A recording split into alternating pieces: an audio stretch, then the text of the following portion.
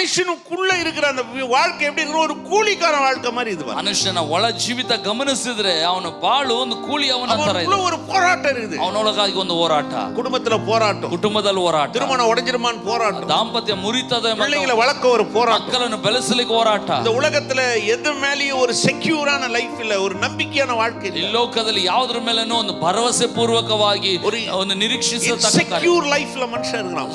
ಸುರಕ್ಷತೆ ಇಲ್ಲದ ರೀತಿಯಲ್ಲಿ ஒரு ಭಾವಿಸ್ತಾನೆ. 10 நிமிஷம் 15 நிமிஷம் ஒரு நிழல் கிடைச்சா ஒரு கூலிக்காரன் எப்படி வாஞ்சிக்கிறானோ, எங்கயாவது கொஞ்சம் ஒரு ரிலாக்ஸ் கிடைச்ச மனுஷன் அப்படி வாஞ்சிக்கிறான். 10-15 ನಿಮಿಷ ಕೂಲಿಯವನು ಎಲ್ಲಾದ್ರೂ ನೆರಳು ಸಿಕ್ಕಿದ್ರೆ ಹೆಂಗ್ ಬಯಸ್ತಾನೋ ಆ ರೀತಿ ಮನುಷ್ಯನು ಎಲ್ಲೋ ಒಂದು ಕಡೆ ವಿಶ್ರಾಮ ದೊರೆತರೆ ಸಾಕಂತ ನಿರೀಕ್ಷಿಸ್ತಾನೆ. உள்ள இருக்குதே அந்த உள்ள இருக்கிற அந்த நிறைவுன்றது படைச்ச கடவுள் ஒருத்தரால மட்டும்தான் வரும். ಆ ಒಳಗಿರುವಂತ ಸಂಪೂರ್ಣತೆ ಅನ್ನೋದು ಸೃಷ್ಟಿಸಿದ ಕರ್ತನಿಂದಲೇ ಬರುವಂತದ್ದು.